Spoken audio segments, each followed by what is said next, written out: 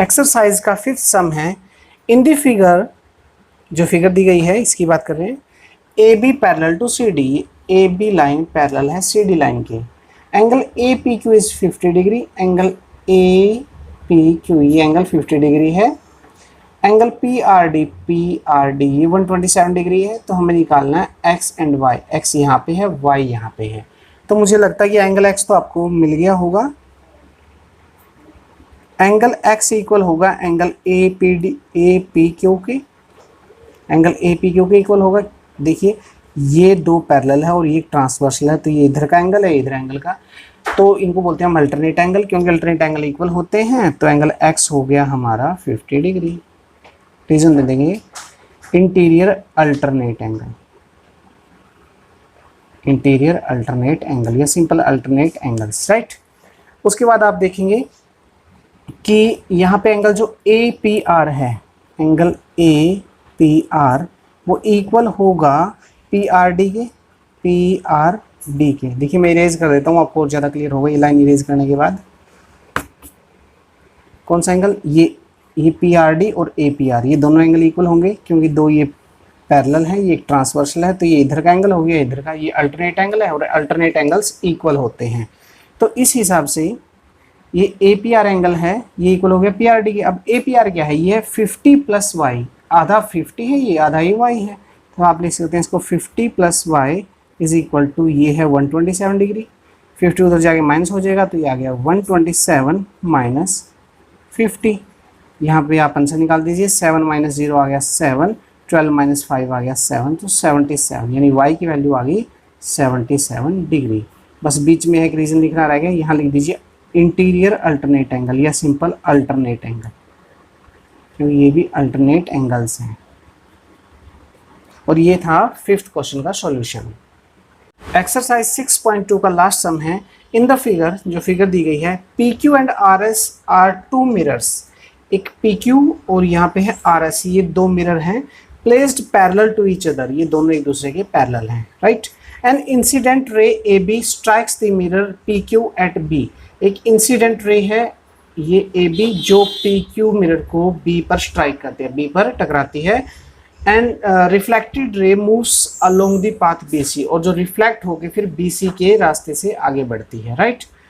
And strikes the mirror R S at C, फिर ये R S mirror को सी पर स्ट्राइक करती है। And again reflect along C D, और फिर सी डी के अलोंग रिफ्लेक्ट होकर चली जाती है। प्रूव करना है ए बी पैरेलल हो गई सी डी की, A B parallel to C D. चलिए इसको सोल्व करते हैं। क्वेश्चन आपको समझ में आ गया होगा। मैं एक कंस्ट्रक्शन करता हूँ, ये बी एम परपेंडिकुलर डाल देता हूँ और यहाँ पे सी एन परपेंडिकुलर डाल देता हूँ, ठीक है। तो यहाँ पे कंस्ट्रक्शन मैं लिख दूंगा स्पेशली कि कंस्ट्रक्शन मैंने की है, कंस्ट्रक्शन की है बी एम परपेंडिकुलर डाला मैंने पी क्यू के ऊपर, और सी एन परपेंडिकुलर डाला मैंने आर एस के ऊपर। ये पॉइंट आप याद रखिएगा, इसको प्रूव करने के लिए बहुत ज़रूरी है। यहाँ पे पॉइंट एम रख लो, यहाँ पे पॉइंट एन रख लो, ओके। ये मैंने इसलिए डाला है क्योंकि साइंस में हम पढ़ते हैं रिफ्लेक्शन के दो लॉ होते हैं। फर्स्ट रूल होता है कि इंसिडेंट एंगल और रिफ्लेक्टिंग एंगल दोनों सेम होते हैं। आपने साइंस में पढ़ा भी होगा कि एक मिरर है, मिरर पे एक रे स्ट्राइक करती है और ये वापस चली जाती है रिफ्लेक्ट होके, ठीक है। तो ये आई एंगल होता है इंसिडेंट एंगल, और ये angle R, angle I is equal to angle R. Incident angle equal होता है एंगल रिफ्लेक्टिंग के, राइट।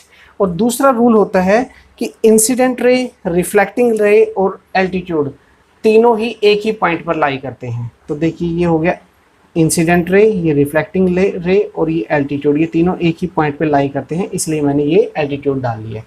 तो आइए अब हम करते हैं सोल्व। इसको इरेज कर दें। मैं कुछ एंगल्स के नाम दूंगा, आप ध्यान रखिए। यहाँ पे ये ब्लू से देता हूँ, ये इतना सा एंगल, राइट। इसको एंगल 1 नाम दे दिया मैंने। यहाँ से लेके यहाँ तक का एंगल,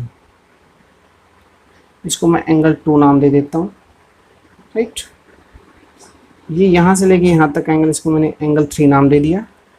और इधर वाला, इसको ब्लू वाले इस एंगल को मैं एंगल 4 नाम दे देता हूँ, ठीक है। बार बार ABCD लिखने से एंगल 1 2 3 4 लिखना ज़्यादा इजी रहेगा। तो ये 4 क्लियर दिखाई दे रहा होगा, मैं यहाँ लिख देता हूँ, चलो इसको एंगल 4, राइट। चलिए अब आप देखिए PQ पैरेलल है RS के, PQ पैरेलल है RS के, ये दोनों पैरेलल है। BM perpendicular on PQ and CN perpendicular on RS। एक पैरेलल पे BM परपेंडिकुलर है, दूसरे पैरेलल पे CN परपेंडिकुलर है, ये इस पे परपेंडिकुलर है, ये परपेंडिकुलर है, दो पैरेलल है उनके पर परपेंडिकुलर है। तो इससे क्या होगा, BM और CN दोनों पैरेलल हो जाएंगे फ्रॉम दिस।